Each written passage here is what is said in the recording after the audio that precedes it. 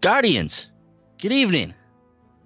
Welcome back to a brand new episode of Short Pause Presents Tower Talk. This is our 30th episode, our first episode of the brand new year. Been on a little bit of an extended holiday hiatus, but we are back, and we are rip-roaring and more ready than ever to talk some Destiny. So I'm Ben Boyce, on the other end of the microphone there. That's Mr. Brent Felsing. We're here on behalf of Short Pause. www.shortpause.com is the website. It's where you can find and keep up with everything that we do here on the channel and on the website. So Tower Talk is our Destiny-focused video discussion series, Brent, where you and I hop on here. We talk any and everything in the world of Destiny, and we have a damn fine time doing it. My friend, how are you this evening? Happy New Year. And Happy New Year to all you listeners out there, all you viewers. Hey, man. Happy New Year's to you as well. Jacob's already in the chat giving me some shit as usual. He's What's up, Jacob? Happy New Year, man. He knows that he comes in and he goes, I thought Brent got tired of not getting exotics, so he killed himself. No, Jacob, I haven't killed myself just yet. I'm still going strong. But Jacob just said to this show. I know, right? Jacob thought I was killing myself. But Jacob had this to say. He goes, I have all exotic weapons and hunter exotics and Ursa Furiosa. My man has just been cleaning up. My Jacob, good job, dude. Lord Kaibatsu, what's up, man? Welcome to the chat. Yeah, dude, we've been off for way too long. It's good to be back here talking Destiny 2, and man, we have a ton of stuff to talk about today. Today was a crazy day. The last couple of days have been crazy, but today has been an absolutely crazy day. But man, you talk about how we haven't been on here for a while. We took an extended break. We shouldn't take an extended break from the game. We have been playing that game nonstop. Jacob, I'm happy to report I have been getting some exotics. I got my two-tailed fox. I got my Le Monarch. I got the Queen Breaker yesterday. So I'm starting to expand my arsenal of exotic weapons finally. So yeah, really, really hyped about it. But yeah, we've been playing a lot, dude. We've been playing a lot. We got a lot to talk about today. But let's start off. Let's talk about some of the things that we have been doing, boys. We've been playing a lot of the forges, and I know that's where you want to start tonight. Yeah, man, we've been playing, like you said, a lot of Destiny. There's been no shortage of that game in our life. In fact, it's been the only game that I've played for the better part of the last month and for the better part of the last year for that matter. So we've been doing a lot in Destiny. Obviously, Black Armory went live early December, so a lot of our time has been spent in and around the Black Armory content. So we've unlocked several of the forges at this point. All of the forges are unlocked. We've participated in most of them. I know you've done the last one. I have yet to get in there and had a chance to experience that one myself. We've done all the forges. We've hit max power level in the game. So it's cool once you hit max power level in Destiny, because then once you start infusing things, you can really start to build the character that you want to build. This is the final time you'll have to infuse this piece of equipment until the next update, so you can really start to make the build and the type of character that you want. You can infuse the armor that you want. You don't have to worry about having to infuse things multiple times to get up to the power level you're at. If you're which is a good pro tip, by the way. So if you're somebody who's climbing the ranks of the power world and you're trying to build your Guardian up, a good tip is to not just frivolously infuse everything that you get. Like, you want to be frugal with your infusion because of those nasty masterwork cores. So those things are tricky to come by. There are several avenues with which to get them now. You want to make sure you're doing spiders bounties every week. You want to make sure you're doing the scrapper bounties as they get into your inventory. Those are easy ways to get masterwork cores. A good tip to get masterwork cores, if you haven't done so, hop into your vault, see what year one items you have that are masterwork. You can eliminate those, because all of the year one items you can redeem from your collection. So if you need to go back and get any of those, you can. You haven't lost them forever because they all have static rolls on them. So anything with a static roll can be reclaimed from your collections. So if you need to do so, you can go back in there and get them. And honestly, once you get into the year two stuff, you won't have much use for most of the year one stuff. There are several guns that are still good, like the inaugural address, for instance, something I use all the time. You use the Kaibu auto rifle all the time. There are signature weapons from year one that are still very, very useful. A lot of them from the Leviathan raid that are still useful to this day. But yeah, delete that stuff out of your vault, get your masterwork cores, and be frugal with your infusion. Maybe instead of doing it every couple power levels, look at doing it every 10 to 15 power levels. That way you can bring your favorites along for the ride with you. Use the new stuff as it comes and see if you like it. But yeah, save those masterwork cores, because those of us that played Destiny year one and or Destiny 2 year one, and we played through that, we probably amassed quite a few masterwork cores, and we thought, hey, I got masterwork cores to spend.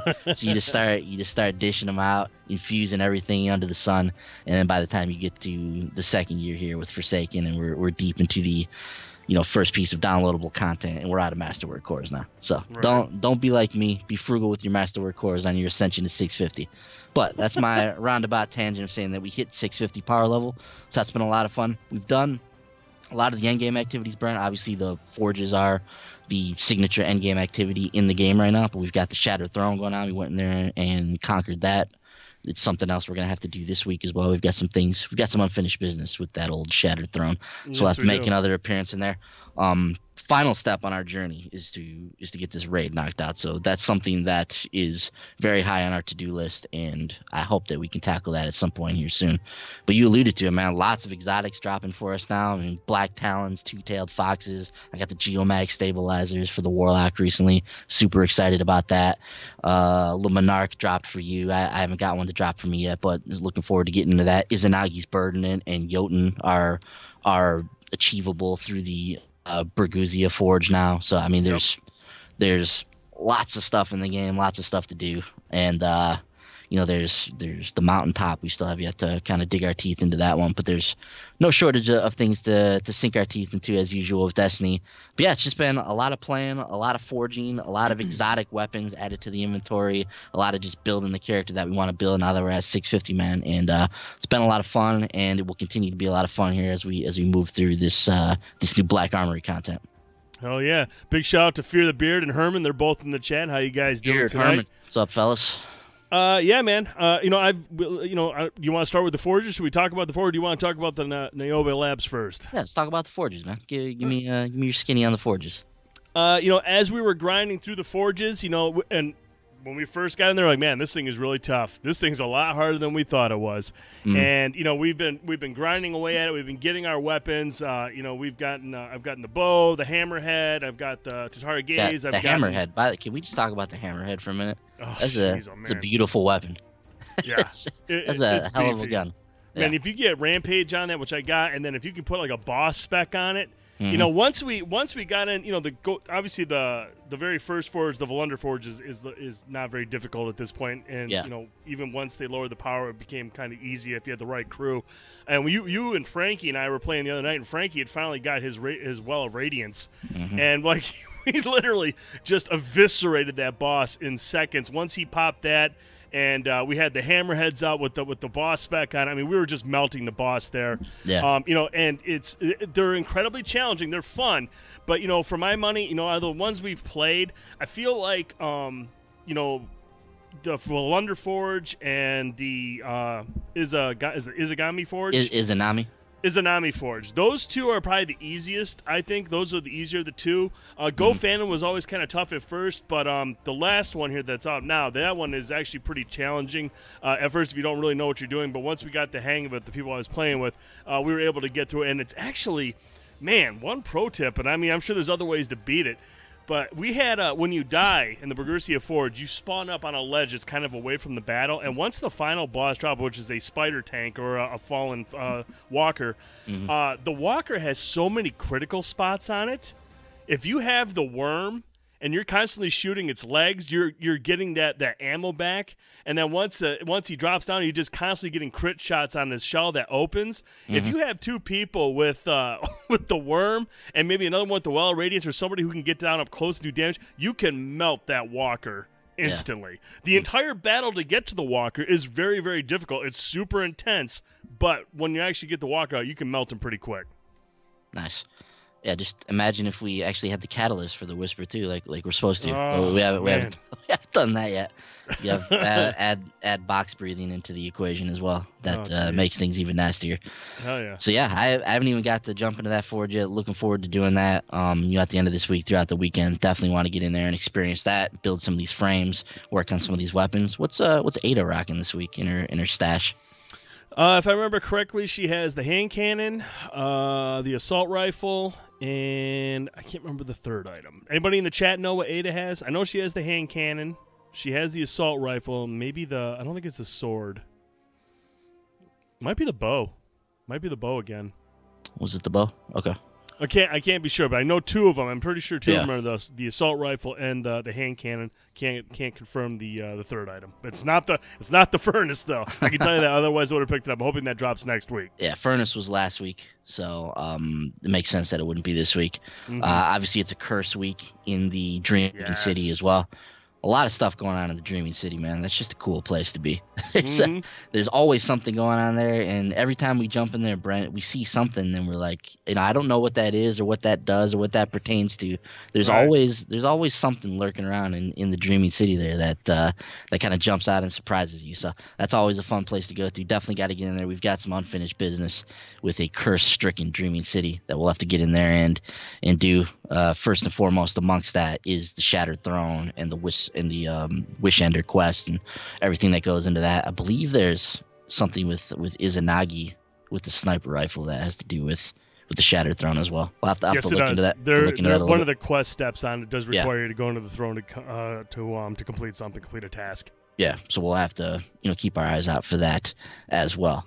But yeah, just been kind of a lot of fun, man. Jumping into Destiny and just playing the hell out of it. There's other games out there, but there's really not. So yeah, and I do like the appeal of the Black Armory. It allows me to go in there, run some horde-like events with teammates, with friends, and trying to find the perfect role for the Hammerhead. I'm still looking for that feeding frenzy rampage combo. And I really do like the look of the weapons. Yeah. So there is some value to this to go in there, get a good challenge, have a good battle. Even though some of the earlier ones, the Volunder Forge and the Izanami Forge is a little bit easier now. I really thought, man, when we hopped into the Izanami Forge the other night, I was just like, we had one guy standing on one platform, and you and Frankie were just in the middle, and it was pretty easy. I think we had to beat in this, the first two times we did it, we're just like, okay, this one's not too bad. But I can assure you the Bruguzia Forge is really tough. Yeah, definitely. And I wanna circle back around to that concept momentarily here. But the one thing that I got to participate in this week, Brent, was the mystery surrounding Niobe Labs. So the community was very intrigued by what was going on with this piece of content. We knew it was coming out on Tuesday. We didn't know anything about it. It was very mysterious. Bungie hadn't made a post about it. We thought maybe there would be something kind of talking about it. We didn't know what Niobe Labs would consist of or what this thing was all about. And we found out on Tuesday. So the Tuesday, it's like, hey, Niobe Labs is available. It's out there. It's a puzzle that you have to solve. And by solving this puzzle, you will unlock the final forge, the Bruguzia Forge, to participate in. But this is not just any old puzzle, Brent. This is an Outbreak Prime level kind of puzzle. If you remember back to that quest, it involved reading binary code and any number of crazy things that went into unlocking the Outbreak Prime.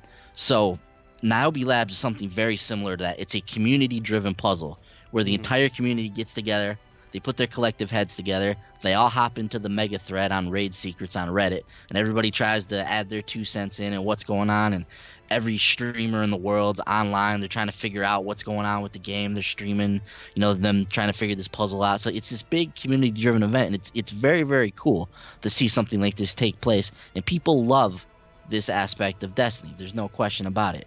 In fact, it's why Niobe Labs exists. The issue was there's been a bit of controversy about this too, and not everybody shares this opinion one way or another. It's definitely divisive. There's people on both sides of the equation here. But with Niobe Labs, the issue has been that the Bruguzia Forge was originally tied to unlocking Niobe Labs. And Niobe Labs, 24 plus hours later, what are we, 2+ hours in 2+ days, 3+ days into this thing now? Nobody has solved this thing yet. We are all stuck on level 7 of this quest right now, and nobody knows what to do. So after the 24-hour mark, Bungie was like, we may have finally stumped the community. And look, I don't fault them for trying to make this ultra difficult, because the stuff that they've put in this game previously, like Outbreak Prime, like that stuff with the Valkyrie in the forest, like all this stuff that these guys figure out. I'm just like, how in the hell did they figure that out? Bungie's probably thinking the same thing. They're like, man, we really thought that this would challenge these people and give them a little bit of a go at it. So going into Niobe Labs, their thought was probably like, look, We've given these people our all, and they've beat us at every turn. Let's just make something just completely outrageous and see if these people can figure it out. Niobe Labs is completely outrageous. I don't understand anything about this or how people are figuring this out, but there's I know there's some involvement with mythology and French fairy tales, and like there's all number of things that people are looking into to figure this stuff out. And I'd really like to read a post or watch a video where somebody kind of details how all of this came together. I think that would be very, very interesting. Somebody who's chronicled the kind of figuring out of the Niobe Labs, puzzle and everything that's went into it. I'd love to see that. I'd love to see like a vid doc or something on this that's like, a half hour, 45 minutes of just somebody just explaining like what went into this, because it's definitely very, very interesting. But the issue with the community was that people are interested in getting this content. They want to get into the Bruguzia Forge, and they can't because nobody can figure out Niobe Labs. Mm-hmm. So Bungie did relent on this eventually. And I'm just going to read their statement that they released on Bungie.net. This kind of breaks down, what they had to say in terms of the Forge. So today, this was yesterday. Today at 2 p.m. Pacific time, the Bruguzia Forge will be unlocked for all players who own the annual pass. While coming together as a community to solve puzzles can be fun, setting this puzzle up as a gate between you and new content that you want to play has not been an ideal experience. As such, we will be decoupling the puzzle from the final offering of the Black Armory. All annual pass owners will be able to experience the Bruguzia Forge when the puzzle is solved or when the deadline expires, whichever happens first. We realize that many of you have been working hard to solve the puzzle of the Niobe Labs.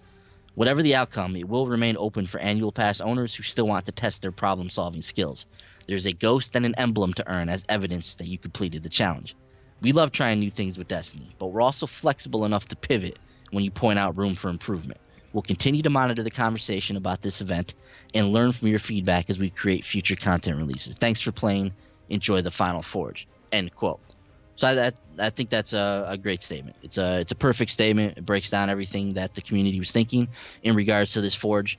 And here's kind of my 2 cents on this, Brent. So with the Niobe Labs, I love stuff like these puzzles that they put into the game. I'm not smart enough or inclined enough to figure out these types of puzzles, but it's super interesting for me to read about this stuff and to participate in this once you figure out how it all works.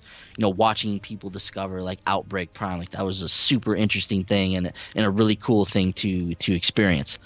We actually hopped into Niobe Labs on Tuesday. We were kind of in the midst of everything that was going on. We were trying to follow the Reddit page and go through the steps and we found the labs. We conquered a few of the puzzles. Even reading the puzzles is difficult to figure out what you're supposed to do.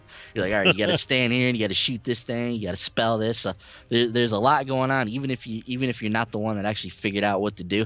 So we went in there and we actually hit a wall once we got to the 3rd or 4th level because you needed 3 people. It was just you and I in there. But we were making progress. We were getting up to the point where everybody was at, but we just kind of hit a wall at that point.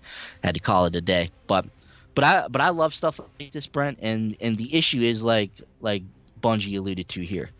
It's that they advertised this as a gateway to the new content for the game, and just the expectations were just way out of whack for this. So, going into the Niobe Labs, we had no idea what this thing was. It spanned the spectrum from, a raid type of activity, a Shatterthron type of activity to, something like we're doing right now. So any and everything in between, people had ideas of what Niobe Labs is going to be, and everybody kind of created their own expectations based off of that. I think the majority of us expected this to be a piece of content that we could get into and just experience and play through. But that's not necessarily what this is. Yes, there's encounters, and yes, there's puzzles, and yes, there's an experience to be had. But this is a community-based experience where you go in here and you try and solve an ultra-elaborate puzzle that only the 1% would really have a chance to figure out. Mm-hmm. And I think there was a little bit of confusion from Bungie in terms of this. Like, they've always got the feedback that people love stuff like the Whisper quest, that people love the Outbreak Prime quest. They've always got that feedback. They know that people want more of that stuff in the game. So they have obliged, and I love that they put this stuff in the game, but they can't put this out here as a piece of content. They can't put this out here as something that, that you're expected to experience. This stuff is best left to the shadows to let the people on raid secrets figure out, for them to go in there and they start piecing stuff together, and then it starts getting around to the community. Like, hey, did you guys read this forum? Like, what's this Niobe Labs thing all about? Right. And then like, oh shoot, there's this secret area back in the EDZ. Then everybody starts to go down there and they start to experience it.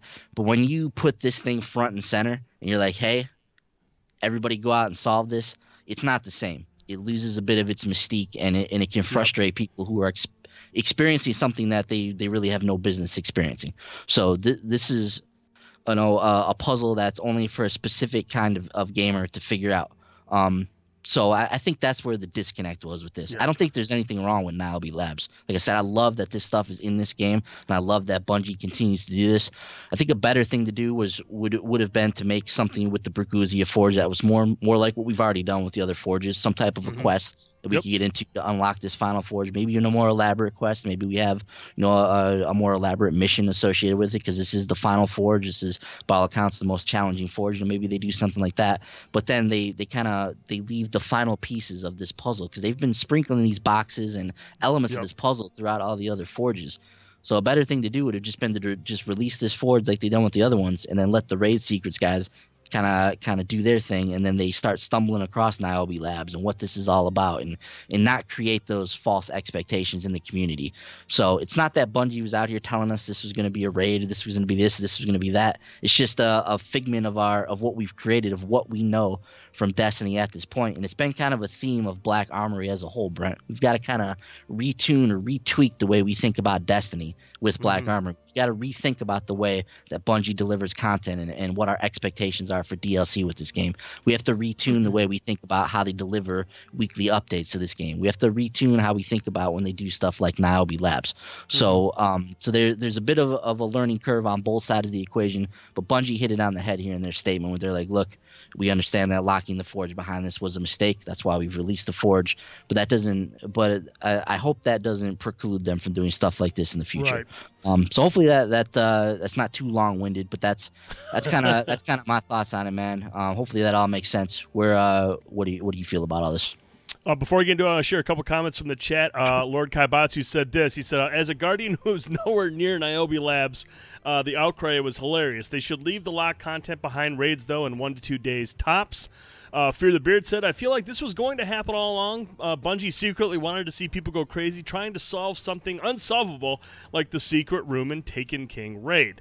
So, and I want to go back to what you said, man. I think you made a really good point. Look, even I was texting you before you got on. I was like, man, this thing is pissing me off. This puzzle is pissing me off. I love puzzles. I like games like Cube and some of those other titles where you have to really look at things and try to figure it out and have those aha moments. And this thing was just is just well above my pay grade, okay, in terms of like what I can do and what I can process.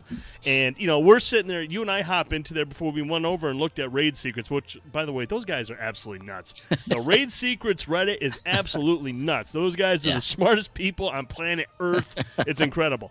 But when we hopped in there and played it, we're sitting there doing it's like, okay, we see these images on the floor through various weapons. Certain things are appearing. We got letters in front of us. We got all this and this and this. We're like, okay, whoa, what's going on?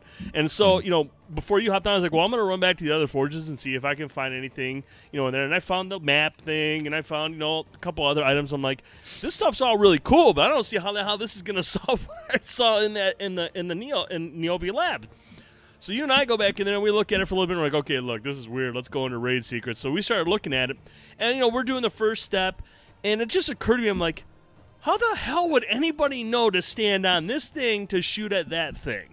I had no idea. And I understand there's a lot of lore involved and there's people reading stuff that are kind of giving hints and people on how they interpret it. I was just like, wait a minute. Okay, this makes I guess I guess the biggest issue I have with this, like you said, this works great if it's set up like Outbreak Prime. And I understand the difficulty of the Niobe Labs is you have to actually open the door to get to the forge. The door to the forge is actually right there. It's that big door in Niobe Labs. And, the way it's designed, you're going to have to go through that. So it kind of eliminates that, what's this room over here? You're going through it. I think ideally, if they could have done it again, I think, you wander through Niobe Labs, you find the door that opens, and there's the Brugursia Forge. But maybe you go down this different hall, like, hey, what's this room? You go in this room, door shuts behind you, boom, Niobe Labs puzzle, figure it out if you want to get out of here, and you get your awesome emblem and your ghost shell to show your accomplishment. Kind of like you said, keep it out of the way. Don't say, hey, look, puzzle, cool puzzle here. Don't do that. Make it something where you stumble upon it. You're like, what is this shit in here, man? This is weird. What's this puzzle? Why is this guy showing? Why is Civics here? All these different things that you can do to make things, make the mystery there. But like you said, planning it out and letting people know you have to beat this to get to the final forge. When a lot of people just want to do the forge. A lot of people like myself, I'm not smart enough to solve that puzzle, but I'm also only got limited time. I can't sit here all day with the raid secrets, guys. In the chat and talking about try this, try that. I don't have that. I get home from work. I want to fire up the forge, get in there, start grinding out the gear. I don't mind that I get access to the forge right away. I understand these people are like, oh, you're just going to burn through it. Part of the grind is burning through it and trying to find the best rolls and then moving on to the next thing. I don't care about that. But, like, yeah, the Niobe Labs, I just think the placement of it was wrong. It could have been somewhere else in that lab and had people stumble on it, like you said, kind of like Outbreak Prime and be like, oh, cool, what is this mystery? You give the raid secret guys something to do. You give them, okay, look, this is for you, but don't force the entire community through that puzzle that you and I were like, there's no way we'd be able to solve this unless we had raid secrets. There's no way. Yeah. There's no way.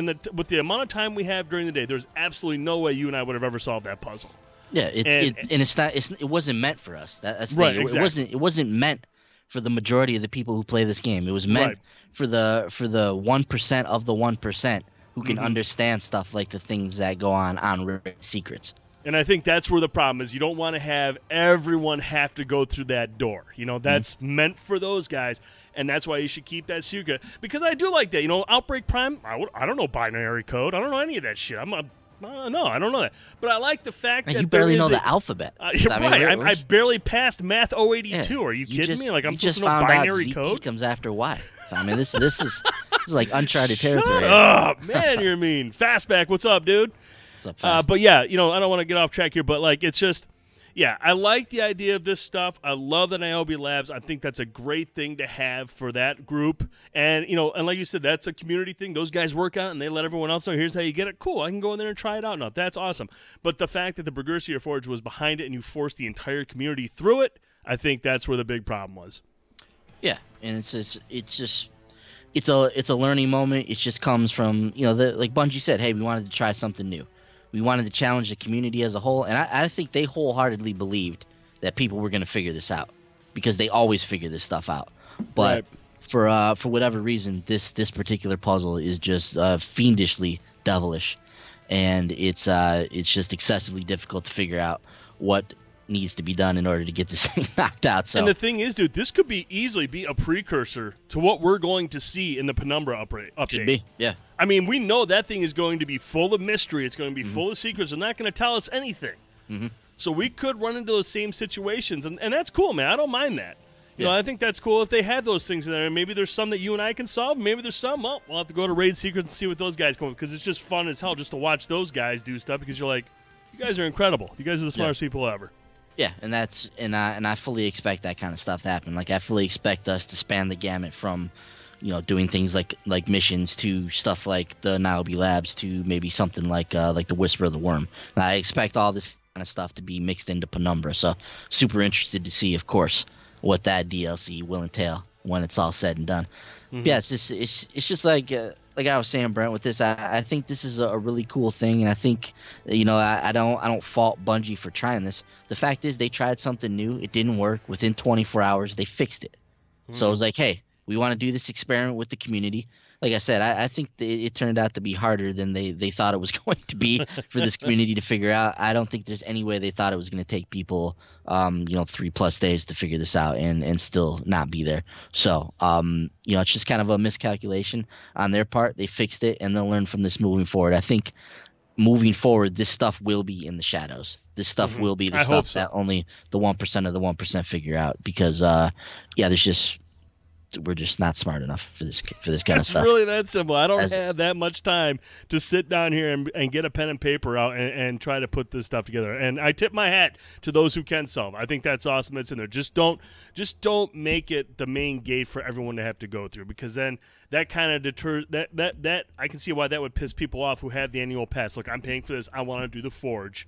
I don't want to have to wait for the 1% to solve this thing. I just want to get in there and do that. I do appreciate that that's out there. That's cool. That's something I can do. And once they get the answers out there and how to complete it, I'll go do it. But I want to just get to the content. I want to start grinding out for my weapons. I want to unlock the Final Forge. I want to start the quest for the exotic sniper rifle. I want to finish the mystery box. Those are the things I can do within my time, within my thinking process. I can go do those things. Niobe Labs, that's way over my head, dude.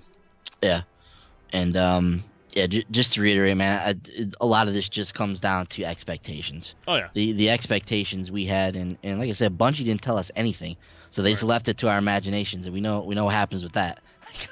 Our imaginations start going crazy, and we start trying to piece together what we think Niobe Labs is, and very few people thought Niobe Labs would be this, because this is not something we typically do. This is something that's in the dark recesses of Destiny that are left to those very special guardians to figure out. So this is not something that the collective mind was like, man, I really think Niobe Labs is going to be like Outbreak Prime, the sequel. Like nobody was thinking that, or very few people were thinking that at the time. So like I said, a learning moment. I think that Bungie will keep this stuff in the shadows, and if they do this in the future, I think they might make it clear, like, hey, this new piece of content we're about to release, it's a super difficult puzzle that is a community-driven event. Good luck, and they'll set those expectations ahead of time. So yeah, that's Niobe Labs. The Bruguzia Forge is live now, so you can get in there and experience that. I will be doing that this weekend, and that's gonna circle me back to the discussion I wanted to have about Black Armory as a whole, Brent. So we've talked about kind of what we've been doing in the game. We talked about the controversy with Niobe Labs. We're just over a month into the life of Black Armory here. We've got a couple months left in this particular season of Destiny. Like I said, still a lot for us to do and experience. Still a lot from Black Armory that we've got to experience. So we have the lab that's went live. We have the quest for the Last Word coming up in a couple weeks. We've got Crimson Days coming up. There's another Iron Banner mixed in here as well, I believe. So there's other stuff going on that we'll be doing throughout this season. But a good chunk of the content is available right now. So I want to get your thoughts, Brent, just on Black Armory as a whole. As we stand here 1 month later, what are your thoughts on this thing, man? What are your thoughts about this new way that Bungie is delivering content? Have you been able to kind of change your mind or twist your mind to get used to this new way that Bungie is delivering content? What do you think about the Forges as a whole, as an endgame activity? What do you think about the entirety of the Black Armory package and where we're at in terms of the annual pass and this new way that Bungie's delivering content? We didn't know what to expect going in, and I will say, Bungie has stumbled along the way. We saw what happened at the launch with the Volunder Forge, the power difficulty, and they had to make some adjustments there to appease the community. We see this with the Niobe Labs, but for the most part, dude, we have 4 forges that provide various degrees of difficulty, that have mysteries surrounding those as well, little things that you can discover, and it fits into my grind. It fits into the stuff, hey, I've got some bounties here I got to knock out, go in there, experience the intensity of the Forge, have some fun in there with you guys. When I'm done with that, I go right back to the rest of my challenges that I have to complete throughout the week. And also, dude, it also has eliminated the whole fact that I'm not bitching about some shallow campaign that I had to play through that was underwhelming and, again, disappointing. We got a raid that we haven't done yet. We haven't done the Scourge of the Past. We've got a bunch of other stuff that we can play now. And what's the word I'm looking for? In regards to like endgame content, I have more stuff to do. I have 4 forges I can go through and play that are kicking out rewards. There are some exotics 4 forges that give you some of the best weapons in the game. Yeah, and you've got exotics that are tied to those forges. So I have my incentive. I got what I wanted on this. I knew going in that this was going to be a different approach, and I went in with an open mind, and I enjoy what I've played so far. Like I said, they stumbled here and there. They're learning.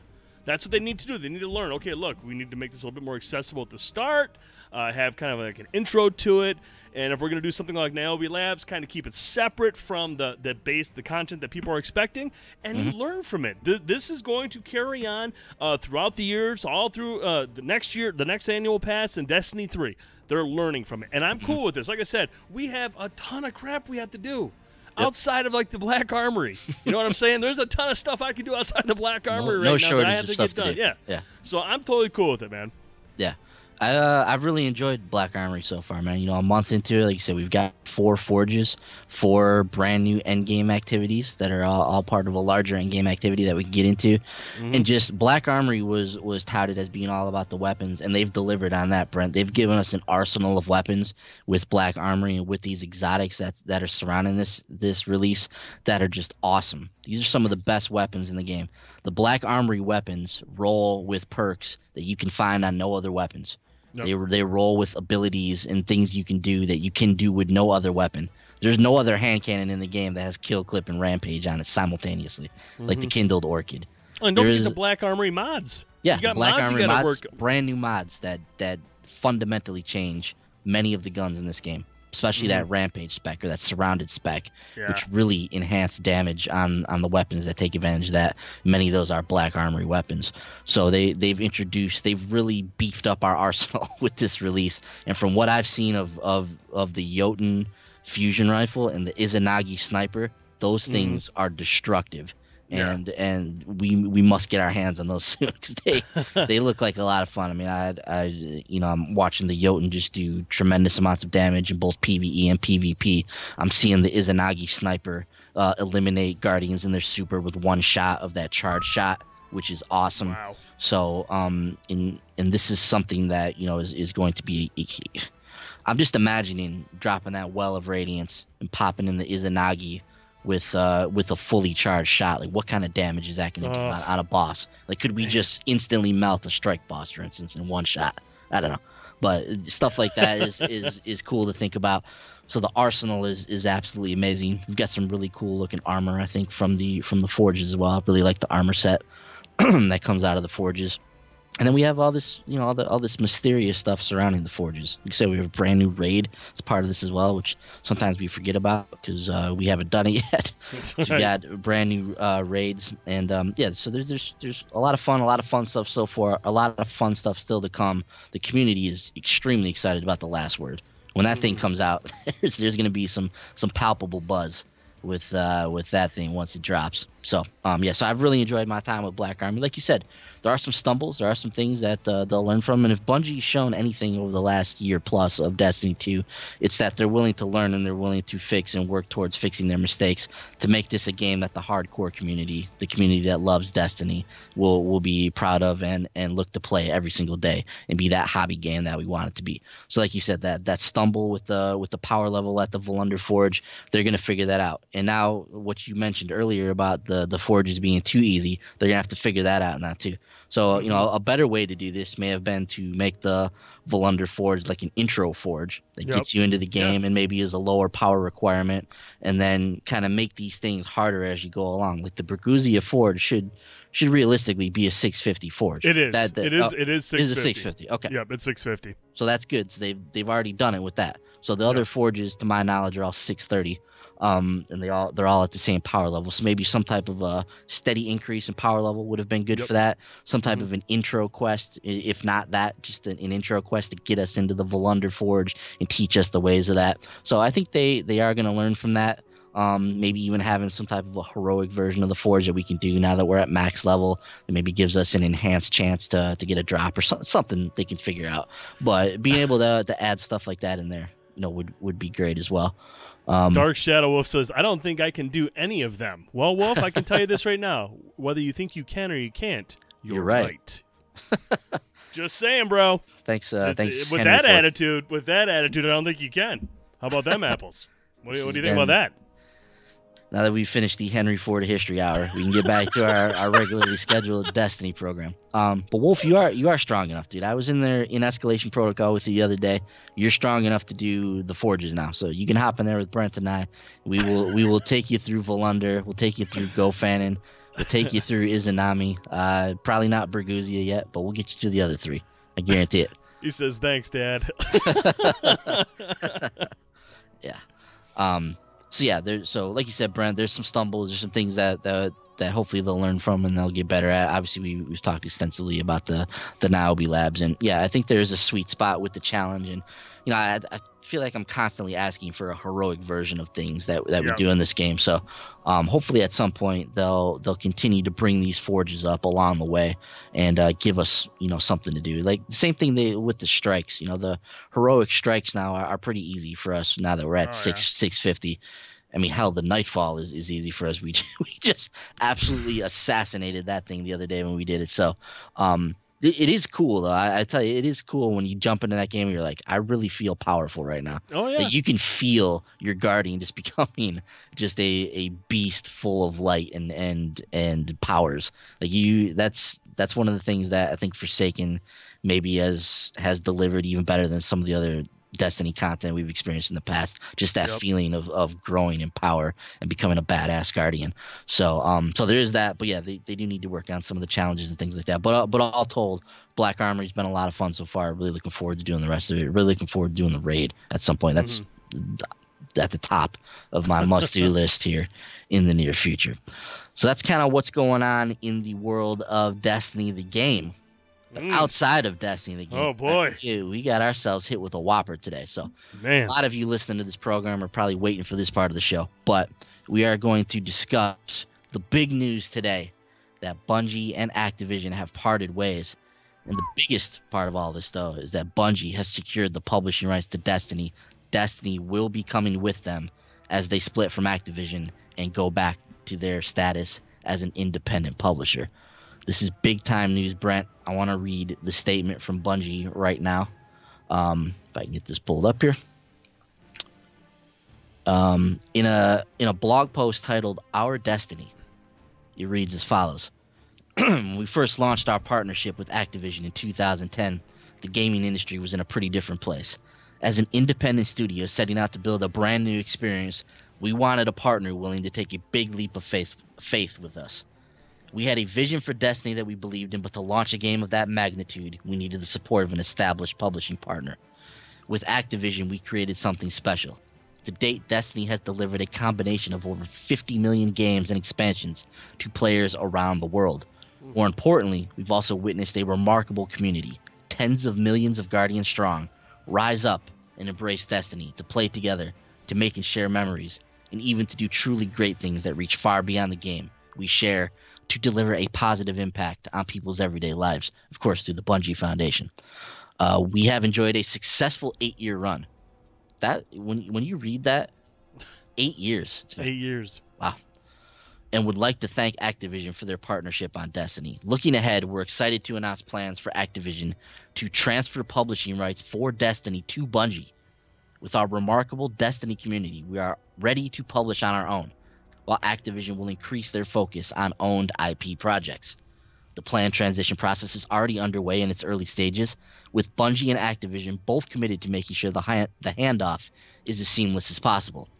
With Forsaken, we've learned and listened and leaned into what we believe our players want from a great Destiny experience. Rest assured, there is more of that on the way. We'll continue to deliver on the existing Destiny roadmap, and we're looking forward to releasing more seasonal experiences in the coming months, as well as surprising our community with some exciting announcements about what lies beyond. Very mysterious. Thank you so much for your continued support. Our success is owed in no small part to the incredible community of players who have graced our worlds with light and life. We know self-publishing won't be easy. There's still much for us to learn as we grow as an independent global studio, but we see unbounded opportunities and potential in Destiny. We know that new adventures await us, all on new worlds filled with mystery, adventure, and hope. We hope you'll join us there. See you Starside, Bungie. So that is our official statement from Bungie. Let's get Activision's official statement in here as well. See what they had to say. Quote, this is a joint statement from Activision and Bungie. Today we're announcing plans for Bungie to assume full publishing rights and responsibilities for the Destiny franchise. Going forward, Bungie will own and develop the franchise, and Activision will increase its focus on owned IP and other projects. Activision and Bungie are committed to a seamless transition for the Destiny franchise and will continue to work closely together during the transition on behalf of the community of Destiny players around the world. End quote. So very similar ideas to what was expressed in the Bungie statement there. Let's dive a little bit deeper into this, Brent, with Schreier's article. So, of course, with breaking news in the industry, Jason Schreier, never far behind. He has, of course, chronicled the history of Destiny very closely over the years. And it's funny because he was actually tweeting earlier about this, and he was he was making cryptic messages alluding to what he was. Oh yeah, he was doing his thing. Yeah, it was going on at Bungie Studios. So something was brewing, and sure enough, it came to a head this afternoon. This is from his Kotaku article. Quote, developer Bungie and publisher Activision are splitting up an industry-shaking divorce that will see the shared world shooter series Destiny enter fully into Bungie's control. And I don't think we can express just how big of like a news bomb this is. This development comes after years of tension between the two companies. Tension that has existed since before the first Destiny even shipped. And we've read about that, Brent, over the years. We've read the stories of how Destiny had to be rebooted and retooled. And so there's definitely been a rocky road between these two over the course of Destiny. Bungie, the studio that created and has led development on the franchise, told employees during a team meeting this afternoon, framing it as fantastic news for a studio that has long grown sick of dealing with its publisher. Employees cheered and popped champagne, according to one person who was there. We have enjoyed a successful 8-year run and would like to thank Activision for their partnership on Destiny, Bungie said in a blog post today that we just read. Looking ahead, we're excited to announce plans for Activision to transfer publishing rights for Destiny to Bungie. Destiny, which first launched in December 2014, has had a long and rocky road through expansions, updates, and sequels, of course. Most recent entry in the franchise, however, was beloved by players but failed to meet Activision's sales standards, which we talked a little bit about that on the podcast some months back. Brent, was an interesting story about that because Forsaken actually was the #1 digital piece of content that came out at that time. So there are questions about whether Activision had realistic sales standards or not. But whatever the case may be, Forsaken did not meet their very lofty sales standards. One of the most significant tensions between Bungie and Activision had long been the annualized schedule, something else we've heard whispers of for a very long time. And if you kind of read between the lines of this relationship, we know it's been an issue, which mandated the release of a new Destiny game or expansion every fall. Now separated from Activision, Bungie will no longer be constrained to the schedule. For now, it appears to be business as usual for Destiny. Activision said on Twitter this afternoon that the game would remain on Blizzard's Battle.net as well. And Bungie said the transition is already underway in its early stages, which, if you remember that's a very interesting quote from the blog post as well. Bungie also has a brand new game in development thanks to a $100 million investment from NetEase. If you remember that earlier a few months back, Brent, they got that. There was a little bit of a news story about this new franchise that they were working on, this investment that they got from NetEase. So I think when you start to piece all this together, I think it's clear that Bungie's been working towards this for a long time. They've been getting other investors involved. They see the writing on the wall of what's going on with Activision and Vivendi and Blizzard. If you've been not Vivendi, but Activision Blizzard, if you've been following like their kind of company history over the last 6 to 12 months, you can see that there's been some rockiness in their status as a publisher and what's going on with their franchises. And we've seen what's going on with Diablo. We know what happened with Skylanders and Guitar Hero and some of the other franchises that they have. Call of Duty even didn't meet their sales expectations somehow, some way. Who in the hell knows how? But yeah, so there's been a lot of unstableness over at Activision, and I wonder if Bungie just kind of smelled blood in the water with this, and they were like, all right guys, this is our chance. Like the ship's a little shaky. We've been working on this for a while. Like, let's go in for the kill now. Let's wrestle control of our game back from the mega publisher, and let's do the things the way we want to do. And Schreier actually alludes to it a little bit. I think it was on Twitter or somebody did, but when they called back to Luke Smith's tweet that he sent out around the time that Activision, that story about the Forsaken sales was coming out. Yep. And Luke was like, look, we made the game in Forsaken that we wanted to make for us and for our hardcore fans, and we're not changing anything about it. So I think it's clear if you read between the lines, they were at an impasse. Bungie was at a point where they wanted to make Destiny the type of way that they wanted to make it for a certain type of fan. And Activision, as we know, they love the annualized franchises. They love being able to pump the content out repeatedly. And I think they were more along the lines of, look, we just want you guys to just keep pumping stuff out, and we want to be able to bring new players in, yada, yada, yada, and so on and so forth. But yeah, so there's a lot to take in with this, Brent, but I want to bring you in on this, man. Give me your thoughts on what's going on with the Activision Bungie split. Well, like you alluded to at the beginning, man, this was big news. This is huge news. And, I just kind of want to, what you just said there just a moment ago got me thinking. It makes me wonder about things. You mentioned the Luke Smith tweet from months ago where he said, hey, look, we made what we wanted to make, even though Activision was stating that this did not hit its sales recommendation. So obviously Bungie had an idea of, like, this is what we want to do. Okay, this is the game that we want to make. This is the audience we're going for. And Activision's like, well, I didn't make enough money. Because Activision, they want the broadest audience. Yep. They want as many people in there as they can. They want to bring out they want casuals and hardcore. They want everybody in there. Unfortunately, that's easier said than done. It's hard to make a game that is both appealing to hardcore and casual. Call of Duty has a huge audience, but that's Call of Duty. It doesn't even have a campaign anymore. It's a very shallow experience. Yeah. You jump in, you run around, you shoot people, and that's it. That's Call of Duty. In Destiny 2, there's more to it. There's strike missions. There's a lot of coordination. There's a lot of different events to do, a lot of PvE elements that people want to get into. But they want the hardcore is what keeps Destiny going. The hardcore is what keeps Destiny relevant. The casuals are like, this is too much. It's too deep. I don't want to go. I'm going to go back and play something else. Casuals don't stick to a game like Destiny for 3 years. They move on to something else. They're looking for something that's quick and accessible. And I wonder if, we heard that rumor a couple months back, too, where they're like, Destiny 3 is going to have heavy RPG elements.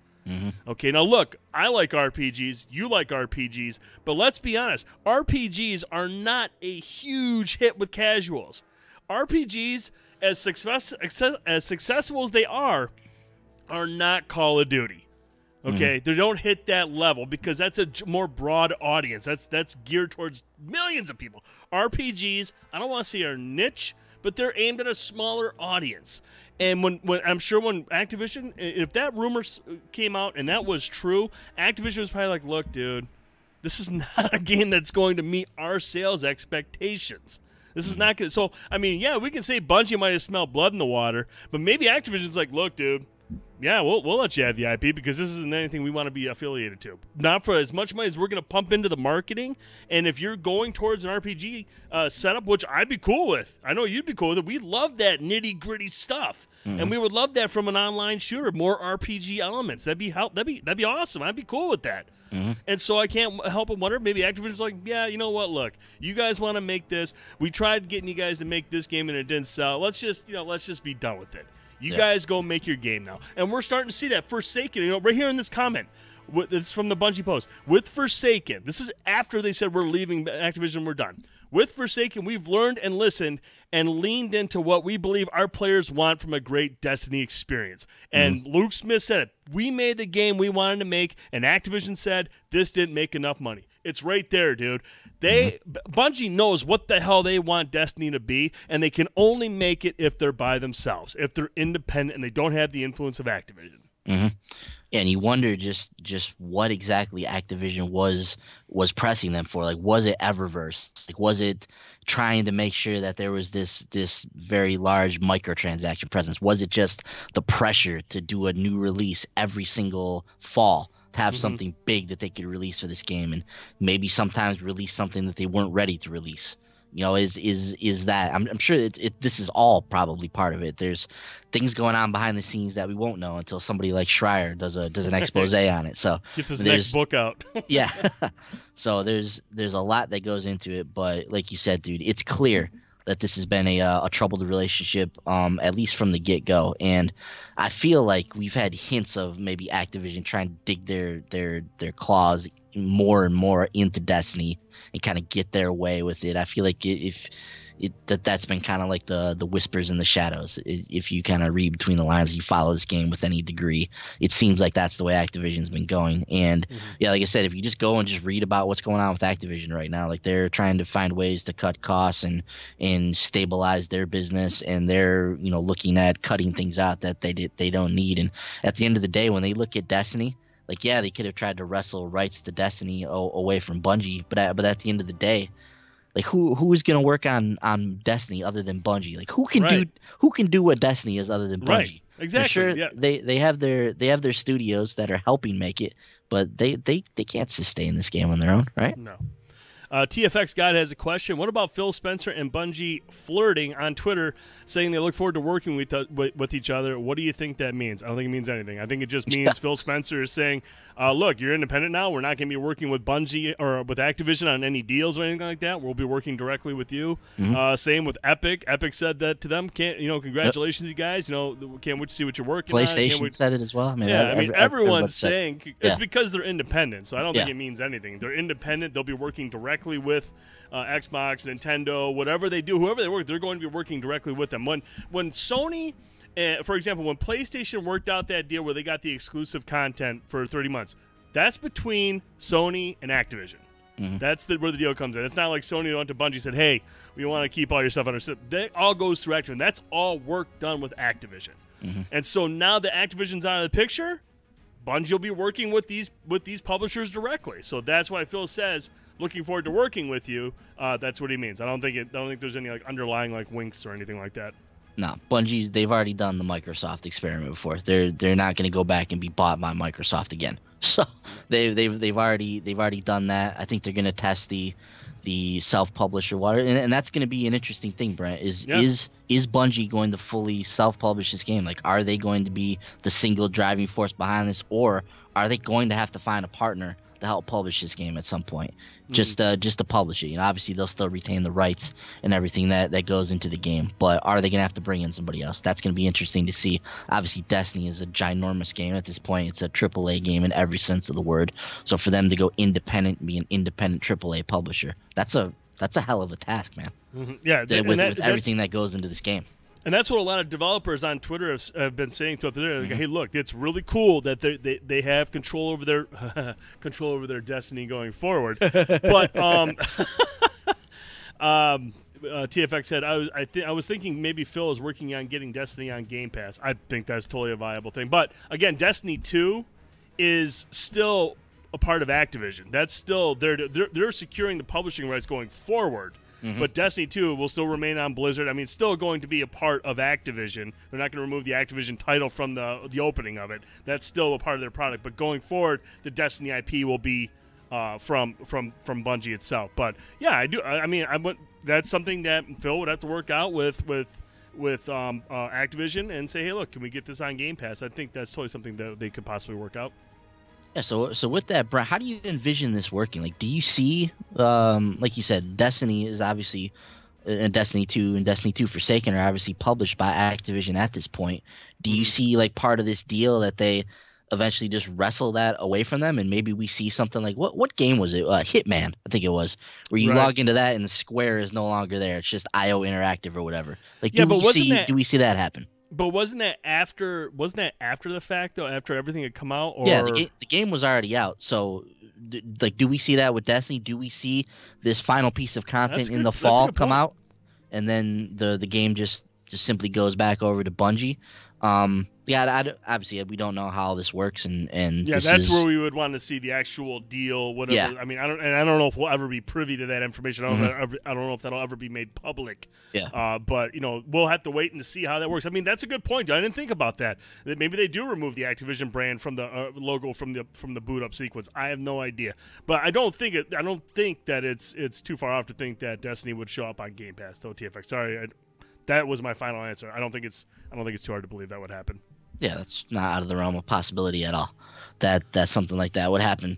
One of the things, though, Brent, that this definitely points to, I think, is that Destiny has a future, and Bungie has big plans for this franchise. If Destiny was something that they were going to be moving on from, which was my original fear when I saw this headline pop up. I was like, oh man, what's going on with Destiny? But then to read that not only has Bungie severed ties with Activision, but they've secured the rights to the franchise, and there's no question that probably came with some significant amount of money in order for them to secure Destiny and bring it with them to split away from them. So I think it bodes extremely well for the future of this game. Not only that Bungie has full creative control of this thing, can do whatever the hell they want with it, they can make the game that they want to make, but clearly this is in their plans. They would go out and secure the rights to this game if they were just planning to let this thing go. Right. No. They have a vision for this. That means we're going to get Destiny 3. We're going to see Bungie's vision be fulfilled with this game. And realistically, we're looking at a future where they're going to be developing this new project that we've heard rumored about with the NetEase deal on the side. But they're going to continue forward with Destiny, and at some point, they're probably going to have multiple franchises that are a part of this brave new self-publishing world that they're jumping into. So that was the first thing that hit me, man. I was like, okay, clearly there's a future for this game, and that's great news because this is my favorite game. I like how you mentioned the side project that's $100 million. Yeah. Side project. Yeah, well, we're working that on the side. Well, when you've got a $500 million game in Destiny and thousands of people working on this thing, it almost is a side project for these guys. But that's another aspect of this, Brent, too. So part of their development team right now is Vicarious Visions and High Moon Studios, who are owned by Activision and presumably will no longer be working on this game after a certain point. Like maybe that comes with the final completion of Destiny 2. Like maybe that's where they sever ties with this, or however all of this works. But they're gonna have to look at replenishing their force, because we're talking about hundreds of people in High Moon and Vicarious, who have contributed workers to this game and have contributed significant workers to this game and done some significant things with this game. Like Warmind was primarily developed by High Moon. So there's and I know that those guys have worked a lot on Forsaken as well. So they've got some hiring to do as well if they wanna keep up with the type of game that Destiny is at this point. And see, that's the thing. That's where again I want to get the specifics on what the future is. I understand they're working on it and they'll have an announcement soon of how it's going to work. But I mean, we have a massive fall update looming. I mean, it's months off, but this is something we're going to have to look at. We don't know who's developing it. We don't know which studio. Is it Bungie? And clearly, they've been working on this for a long time now. Whatever this is. Right. And so, I mean, you're still, and you're going to have content for the annual pass afterwards. So that makes me wonder, is it as quick as, cutting it off and we're done? Or is there like, okay, look, Activision's still going to be a part of this. They still want to get a piece of this, but we still need the support of those studios to help finish up this roadmap. And then when Destiny 3 comes around, we can reset expectations. Look, we're going to do things differently with how we, release content and stuff like that. And that's where the onus would be on Bungie. Look, you're going to have to come up with a clear plan.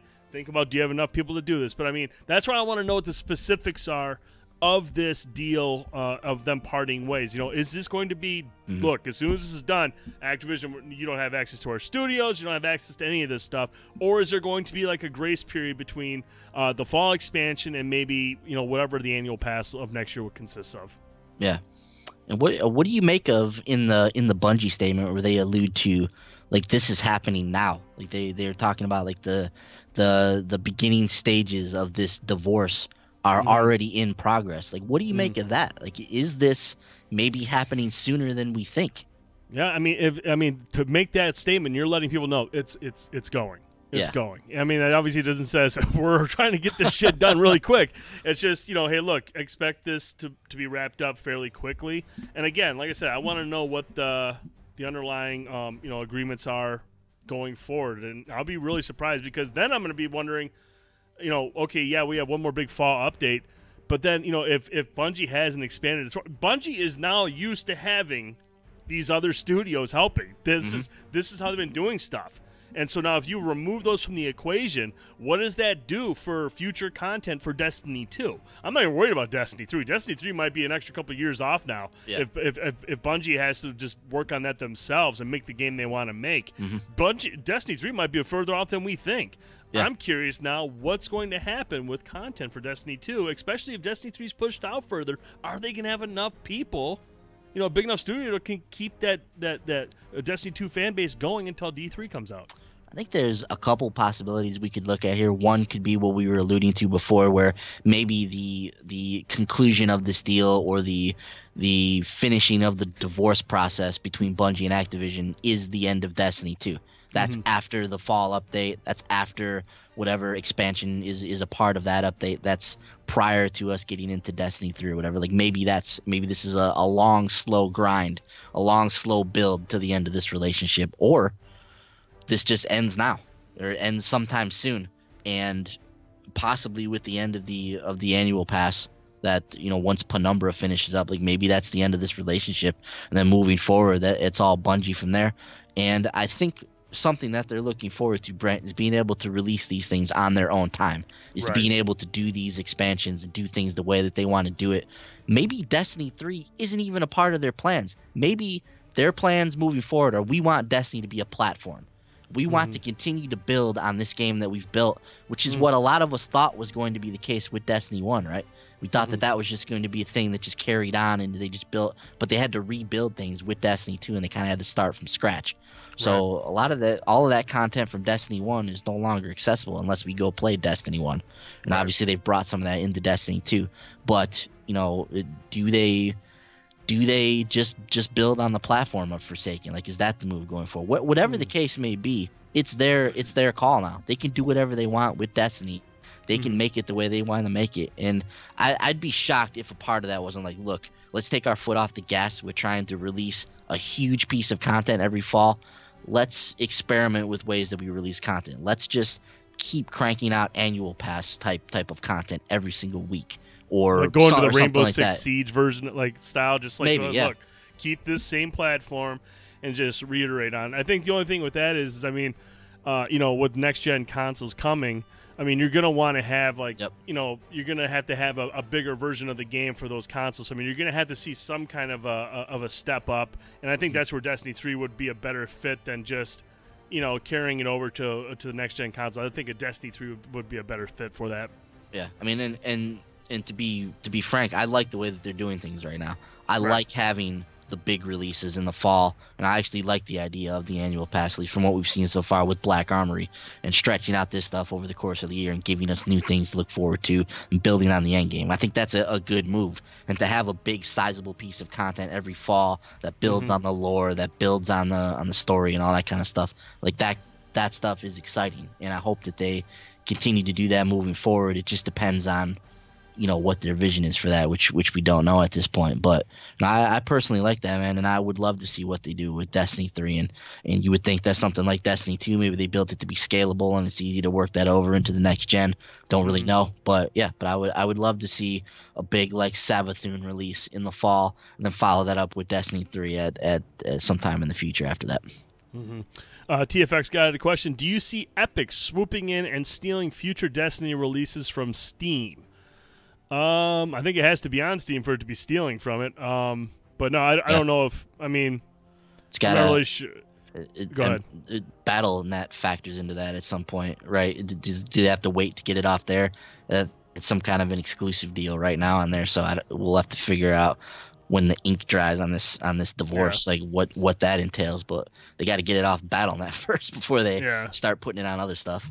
And I don't know, man. I don't know if Bungie would want to go independent to start locking up with distributors and, having exclusive deals. I mean, there's people that don't want to use Epic. They want to use Steam, or they want to use Microsoft Store, or they want to use Bungie or Blizzard, whatever their preference is. I don't think Bungie would want to, go independent just so they can start, segregating themselves from other distributors. So, I don't know. That's just my take on it. But again, the whole PC thing, I don't really know how to follow that stuff or what all goes into that. But I mean, if Epic does, I mean, I'd be surprised.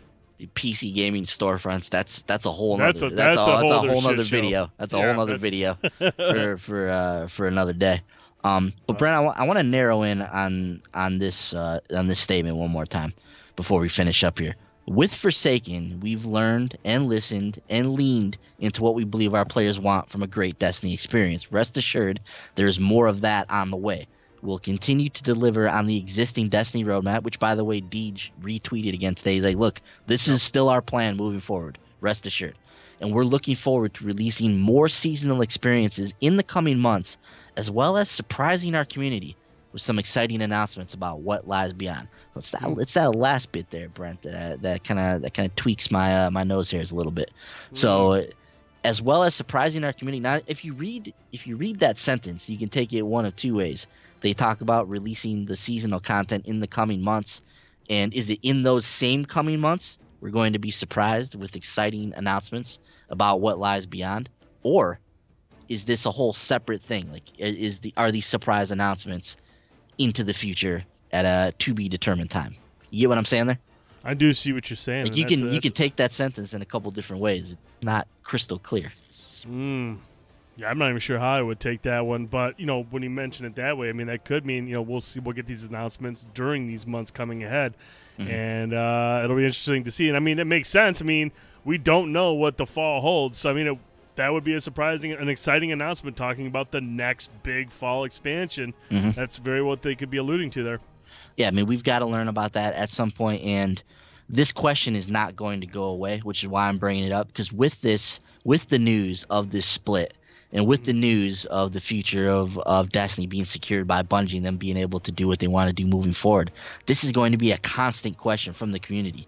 When are we going to hear about what the plan is now? When are we going to hear about what Bungie's very own version of Destiny looks like? When? They're going to keep asking this. They're going to keep pounding the drum, waiting to hear about this. So if I had my druthers, man, if push comes to shove, I would say that maybe they dip into this maybe sooner than we're expecting. Like, maybe sometime this summer we're talking about what the future of Destiny is and what a Bungie-owned Destiny looks like moving forward. I don't know. I'm just saying, because people are going to be beating the door down to know. They want to know. We know how this community is. This is a voracious community when it comes to wanting things from Bungie, and they are going to want some answers to these questions. So at some point, that drum beat is going to get so loud that Deej is going to be like, all right, we're going to get on stream. We're going to talk about this. We're going to talk about what the future of Destiny looks like. But for sure, man, without question, I think this fall we go to Saturn and we go back to the Dreadnought, and we probably tackle Savathun. It's been alluded to. It's been built up in the game for the last 2 years. I don't think there's any question that she's in the plans at some point here. And then hopefully once Destiny 3 rolls around, we are coming face to face with that old darkness. Last question from TFX Guy. Why didn't Bungie self-publish after Halo? You'd think they'd have enough money after Halo to do what they're doing now. Microsoft got that money. Yeah. Microsoft got that money. Bungie obviously got some of it, but a lot of the money went to Microsoft. They owned Bungie. So and they talk about it in the beginning of this statement too. Like, look, we had a very ambitious game with Destiny, something that frankly had never been done before, at least in the console space. And they needed somebody like Activision to get this thing off the ground. There was no way that Bungie had $500 million to get this project off the ground. They needed Activision. They needed their marketing. They needed everything that went into that. But now that Destiny is a brand in and of itself, and it's something that houses tens of millions of players, and it's something that many people play and enjoy as a healthy community, now they've got some cash. They can do some things now.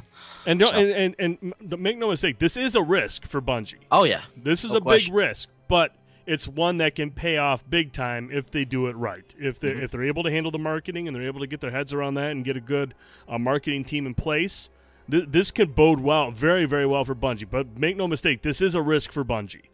And but it's a risk they feel they needed to make because they want to make the game that their fans have been clamoring for.